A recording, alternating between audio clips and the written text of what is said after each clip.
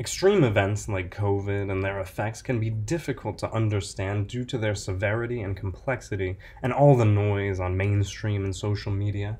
Given a proper framework to organize existing knowledge and orient the current situation historically, one can glean deeper truths about what is currently happening and formulate a better picture of what will occur in the indefinite future. The US is currently witnessing a combination of crises. One, a biological public health crisis in the form of a highly infectious virus rapidly making its way across the globe with the potential to overload the healthcare system. Two, a socioeconomic/financial crisis in the form of an economic shutdown, widespread unemployment, and a stock market crash. All three catalyzed, though not caused by, the biological crisis.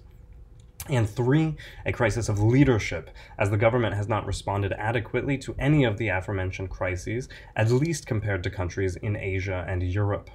Leaving in-depth discussions of the biological and public health crises to those more knowledgeable than myself, this piece orients the entire situation historically, as the virus did not cause these crises but merely brought them to the surface, brutally exposing the American society's underlying fragility that's been brewing for decades.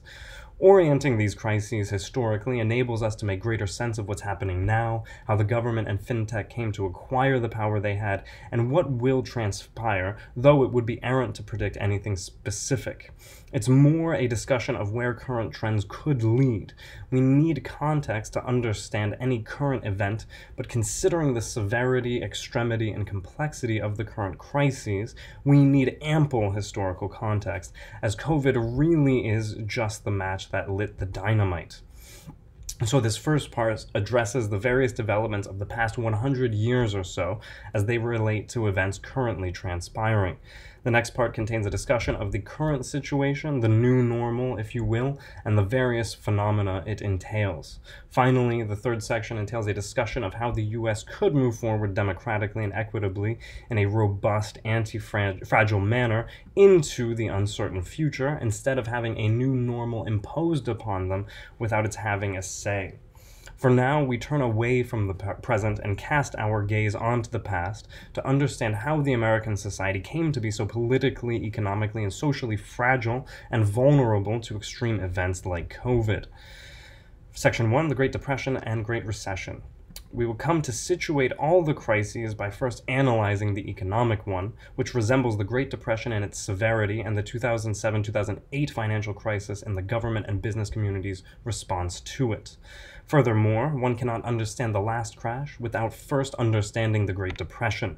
The stock market fatefully crashed in 1929 due to overspeculation and banks lending out far more money than borrowers, those lavish Gatsby-like overnight millionaires, were able to repay. The Roaring Twenties ultimately came about because the Fed lowered interest rates and increased the money supply by 60%, increasing confidence and speculation of all forms that eventually did not come to fruition. Blinded by optimism, the financial institutions did not account for the possibility of extreme events, and therefore the risks their behavior entailed, and the fragility of the overall system within which they were functioning. But hindsight is always 20/20. As the over-speculation ended and the money supply contracted, more than 5,000 banks crashed, investment capital dried up, and consumer demand plummeted, leaving millions of people without jobs. By 1933, the year Roosevelt became president, the unemployment rate was 25%. President Hoover, opposed to government intervention, did not consider how to use his position to stop the crisis. Many became homeless and resorted to living in Hoovervilles, large tented communities or shanty towns, many in big cities where the homeless would congregate.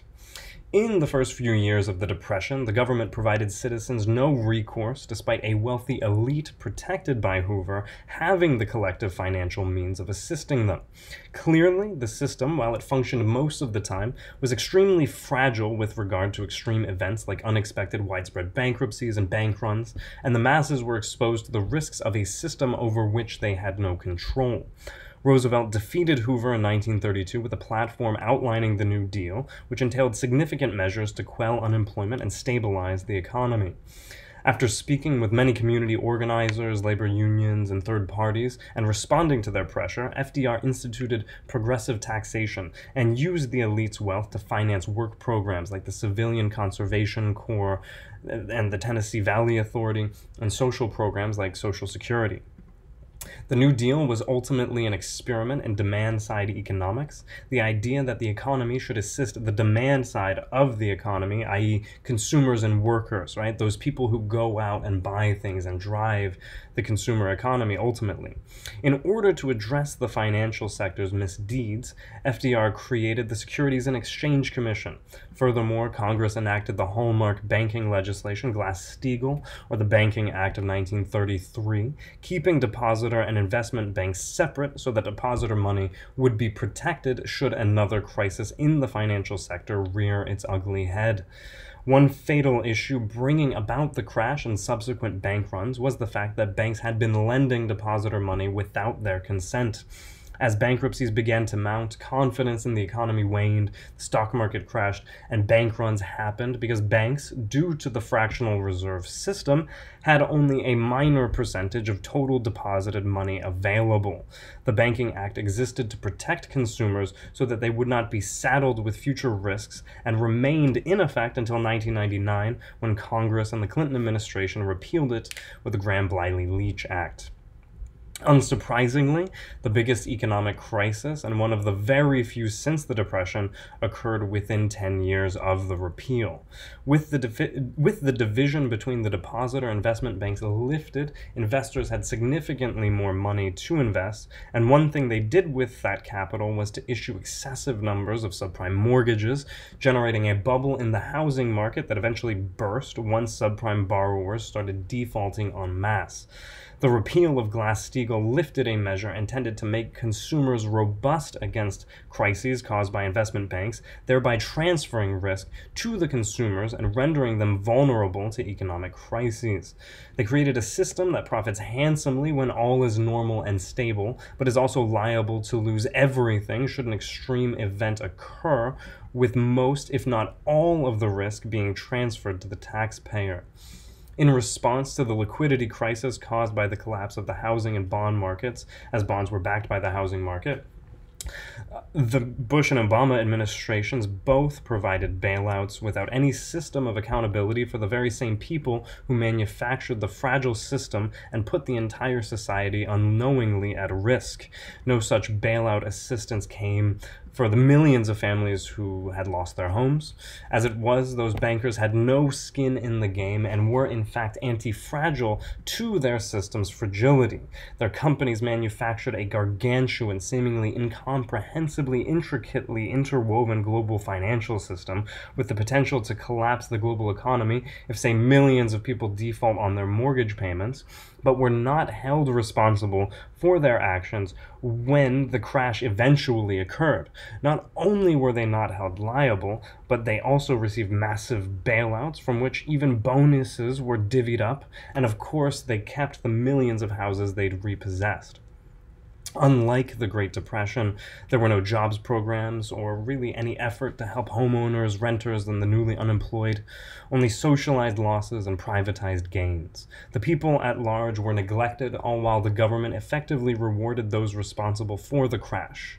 Fast forward to today, once the stock market crashed in the final 3 weeks of March, a foresightful bill that had originally been written in January to protect individuals and small businesses financially became the CARES Act in late March, becoming the single largest transfer of wealth to the wealthiest Americans in American history.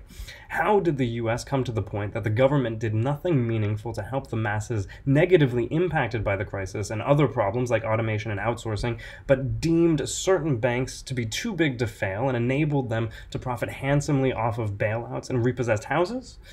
The answer requires further historical orientation, and I hope you stay tuned.